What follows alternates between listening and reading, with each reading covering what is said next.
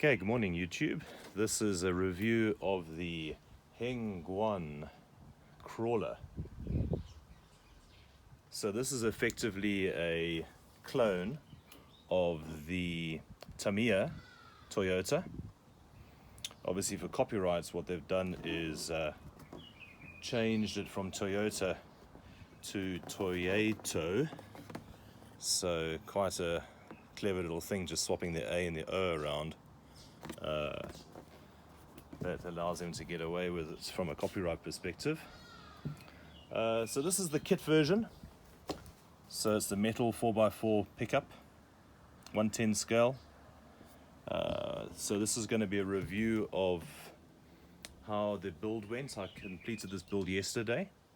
A few things still to finish up, but it's running and it's good enough to give it a review. So just a few things to note. The kit doesn't come with some essential items. So even though it does show on the box the controller and charger, battery, ESC, etc., it does not come with these parts. It only comes with the motor. So just be aware that you will need some extras. So what you'll still need is you'll need a transmitter and receiver. So the one that I ended up using is an HPI because it has the third channel on the transmitter. And the reason you use the third channel is because this crawler needs two servos. You need one servo for the steering and you need a second servo for the selector for the gearbox, because this is a 3-speed transmission. It's actually 2-speed, but there's one option that allows you to run in low range and 4-wheel drive. So you can actually see here you've got low range 4-wheel drive, 2-wheel drive, medium and high 2-wheel drive. But low and medium is actually very similar speed. Now with most transmitters that have a third channel, it's either a push, pull, or a toggle switch. So you end up only having two positions on your servo. So effectively you skip out the third option and you're going either from low 4-wheel drive to high 2-wheel drive, which is actually fine, and it's the way I've set it up. You could run this without the second servo and just lock the gearbox into low range 4-wheel drive. It's actually quite fast, the gearing, probably sufficient, but it just seems a shame not to take advantage of the 3-speed transmission that the kit runs with. Okay, so what else do you need? You're going to need, I would recommend a good quality Phillips, because there are quite a few Phillips screws, especially for the plastics, but it does come with a small kit of bits and pieces that you can use for assembly. Just getting into the build itself, it obviously comes fully unassembled. There are some parts that are assembled on the chassis, so some of the shackles and mounting points are assembled. The gearbox and engine comes as an assembly. It all comes very nicely boxed in these individual boxes. So your gearbox and motor are pre-assembled. You get a separate box for the chassis, and the chassis you can see has some of the components pre-assembled, and this is all metal. So the gearbox is metal, the gears are metal, you have a rear and front axle which are also all pre-assembled, all metal, and I did open up the axles that are metal inside and they are already pre-greased. The scale wheels, the wheels are quite nice. They're already tires already mounted onto the rims. It has a 3-point mounting option that mounts onto the flange of the hub of the axle. So it doesn't use a traditional nut like you find on many RC cars. The bit that takes quite a bit of assembly is the body. The body is completely unassembled, all the plastic parts, and probably 80% of the effort goes into putting together all the bits and pieces of the plastic body.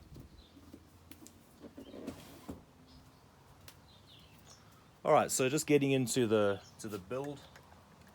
So just a few things to note. Overall, the quality is very good. What's nice is that this is a leaf sprung suspension, so it's fully scale in regards to the way that the shackles work. You can see the shackle here on the leaf spring. You can see the shock absorber or the damper. I had to rebuild these. Quality is not great on the dampers. They're okay.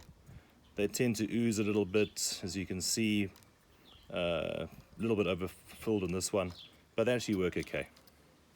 There is a little boot they expect you to put back, which I haven't bothered. It's something which is just cosmetic and not very good quality. So everything, as you can see, is metal. The drive shafts are metal. The only things that are plastic are the covers. In here you've got your servos and your transmitter, your receiver, and your ESC as well. Sorry, you will need an ESC, I didn't mention it earlier. The ESC that I'm using in here is a Hobbywing 1060 brushed ESC. So just a few points to note on the build. The motor cables run from the motor to here, and your ESC sits here, and they expect you to run the cable underneath. There's a point underneath the battery where it comes out. I had to extend the cable because it's just hopelessly too short to reach to the cables that are supplied for the motor. The same for the battery connection. Battery connection, as you know, runs back to your ESC. I had to extend the cable for the battery connector as well, so that's something to bear in mind. I also had to trim out just the end of the battery mount so that the cable for the battery would clear the plastic. But otherwise, no real major problems with the assembly. The selector for the gearbox, it's a little bit hidden away, but it actually sits just underneath the battery box here. And that was quite fiddly to get set up correctly. Typically, there's endpoint adjustments that you have for servos. With this particular transmitter that I'm using, I don't have endpoint adjustments, so it was quite fiddly to get the correct throw. You have to have the selector move quite precisely to each end, so having the correct length of the throw is very important. So I had to eventually use a different servo mount for the horn, the servo horn, but that did eventually work for me. Also, a point to note is that there's no clutch obviously in this, so you have to change gears while the vehicle is moving, while you're running with throttle, so that it can mesh and change its position inside the gearbox. If you try to change gears with the vehicle stationary, the selector can't engage in the gearbox, and you're going to just bind your servo. So that's one of the reasons I'd recommend a low torque servo, because there is a servo saver, but there's no real way to prevent it binding if the vehicle is stationary. So I just went for a 3 kilo servo for the selector, but I would recommend a strong servo for the steering. The steering servo also sits in the box at the back, and there's a rod that runs through to the steering link mechanism at the front. And this is a heavy model. Being all metal, this thing is heavy. There's a lot of resistance on these tires, on any surface when you're stationary. And I've got a 5 kilo servo in here, and it's hopeless. It does not turn these wheels if the vehicle is stationary. So I would recommend a stronger servo for your steering. What else can I say about the build? It all went together okay. A lot of screws. You get bags and bags and bags of screws. They come in little baggies with numbers on, so you can kind of figure it out. But they run from very, very small screws to sort of 2mm up to 3mm, varying in length from sort of 6 to 12 to 20 mils. I mentioned earlier about the logo. So Toyota, Toyota, you just have to swap the A and the O around. So you can see on the, when you apply the decals, it's quite easy just to swap the A and the O around. You just cut it off the decal, and then you're back to Toyota. So moving on to the plastics, this comes in two sections: the front cab section, the back section. You have to assemble it together. There's a lot of little detailed work on all the lights. There's about 5 parts that go into every single light, and you got headlights, you got indicator and side lights. I left the ones off the back here, the back lights. Now, one thing, this does not come with an LED kit, but there is provision in every single light for you to attach an LED into the actual mounting. So that's something which I certainly would be looking to do. But it is a lot of fiddly work to put everything together. And some of the lights, such as this side indicator light, has to be glued. It doesn't actually press in and stay there, so I haven't glued those in yet. It's a tiny little piece of plastic, and this must still be done. But I have to say, overall, the plastics are really good. You got a good plastic quality for the windscreen and side windows, and it even has little windscreen wipers, which are really cool. So overall, from a body perspective, a lot of screws, a lot of little tiny screws, a lot of points where it has to be screwed together with nuts and bolts. So a lot of fiddly work, but obviously that's half the fun of building these kits, is putting it all together. I haven't fully decaled this. There's other decals that we're thinking of putting on. There's a red stripe and some other logos onto the side that can be done. The bonnet doesn't open, the doors don't open. It pretty much is a solid hard plastic, but it's good quality. It's good quality as I've seen on any build. There is a few extra things which we haven't bothered fitting. There's some bling. There's a cab, sort of a cab thing that goes in the back here. I think it goes this way around, which is really super ugly. I'm not even going to bother putting that thing on. What it does mean is that there's no glass at the back at the moment, but it would be easy enough just to put a bit of Lexan in the back there. There's also some nice bling side rails, and what we ended up doing as well is leaving off the back bumper. The back bumper just goes onto some rails, and that actually sticks out quite far, and it looks quite ugly on the actual body. You'd see it actually sits out about there.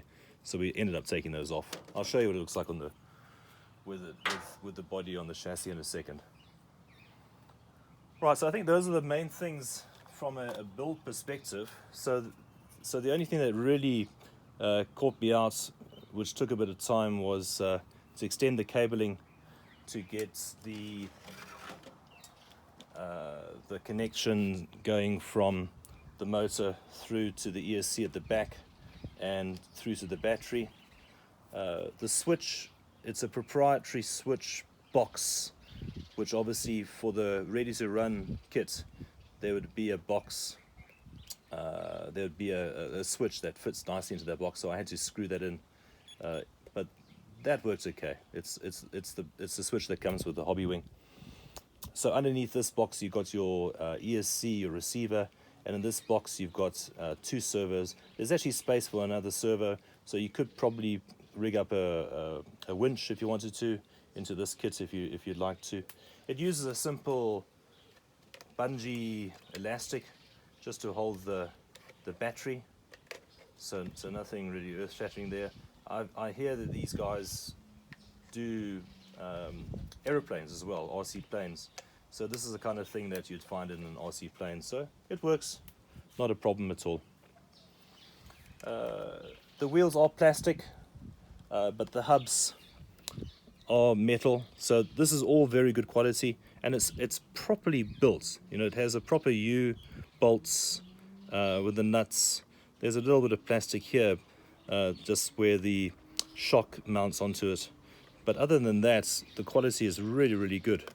As I mentioned, the axles are all metal, and the trailing links here are a bit cosmetic. They do obviously follow the axle, but they just drop into a point here. They actually don't physically mount with a connector because there's enough rigidity in this chassis that it's not going to move around.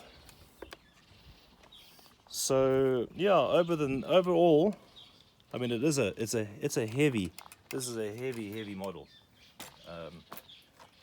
You know, the suspension is fairly rigid on the 3-leaf springs. You know, some people I've seen have removed leaves to make it a bit softer, but it's got fairly good articulation, considering it's a leaf sprung chassis. All right, so let's pop the body on, give you an idea of what this thing looks like, and how the selector and everything works. So it has a 3-pin mounting system. So there's 2 at the back and there's 1 at the front, and you've got to just fiddle it a little bit to get it on. There we go. That's the front and the back.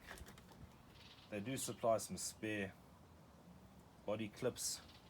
I did put a washer, just a little O-ring. There's some O-rings they gave you as well, which I put just underneath the mount, or on the mount, so it sits underneath the body.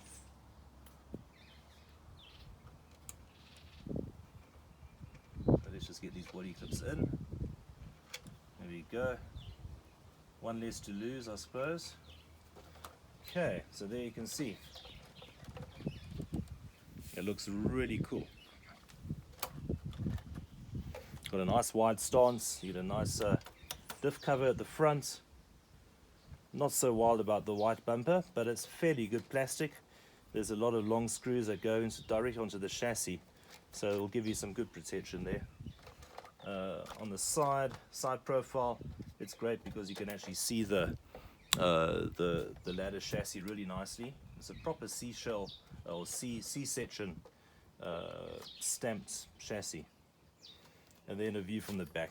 The back view is actually quite cool because you get the view of the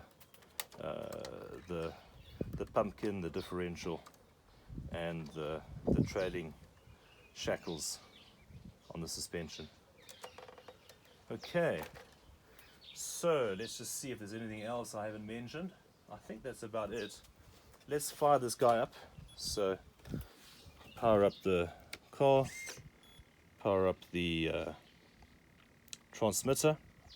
So I'm not sure what this was left in.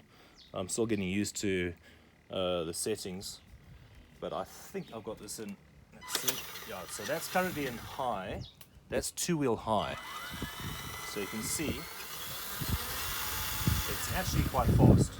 If I just turn it over, you can have a look at that running.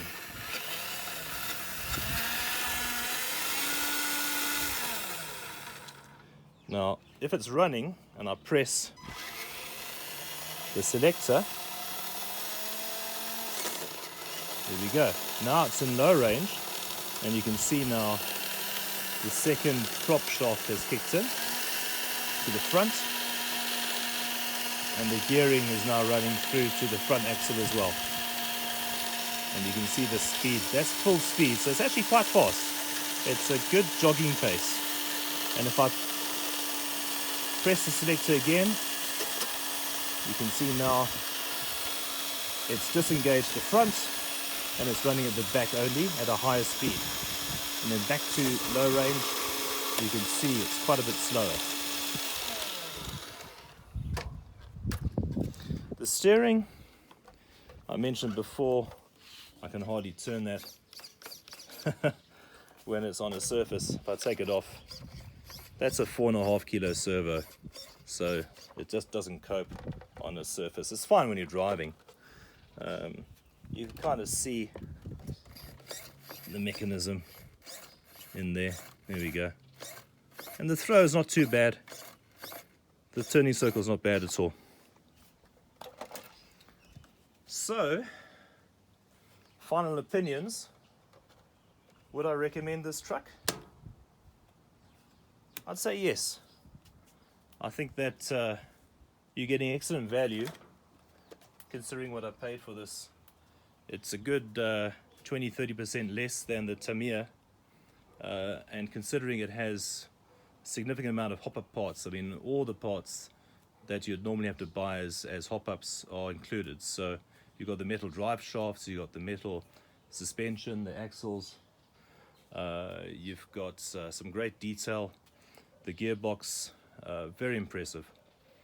I think the concerns that I'd have is that there's a bit of a quality control issue. When you assemble it, you actually get two manuals. This one is the detailed manual, which really, if you were to strip down the chassis and the gearbox, I mean, all the information is there, which is great. But when I first went through this, I noticed, hang on, there's something wrong here. There's a blank page with some arrows, and this is just blue ink. So clearly this particular leaf in the book was not printed. So there's 2 pages I've got blank, and it can clearly show you that you're meant to be doing something here in assembly, and you don't have those instructions. Now fortunately for the kit assembly, you can actually just use the second thinner book, which is the quick start. They call it the quick assembly instruction guide. This is actually enough for you to build this kit right through to the way you saw it now. The only trick is the mounting of the servo bell crank for the steering, which you have to refer back to the master book. Unfortunately, the master book, it shows it in a little bit of detail, and it wasn't one of the pages that was missing. So it shows it here on page 6. It's this little bit here is the bell crank assembly that goes onto the chassis on the inside with a spacer, and that particular little bit of assembly isn't shown in the quick start guide. So that's the only time I had to refer to this detailed instruction manual. So yeah, that was the only sort of point, is there's a bit of quality issue. Also the fact that the interior is missing. It's clearly shown as part of the parts list. It's a part of the tree that is with the chromed, and obviously that part isn't chromed. It's a different color by the looks of things, and that just didn't come with my kit, so something to pick up with the vendor. But overall, very happy. I'm going to definitely put a stronger servo in for the steering. I'm going to definitely get a lights kit for the lighting, and otherwise I'm going to enjoy it. So thanks for watching, and if you've got any comments, you're welcome to add it at the bottom. Cheers.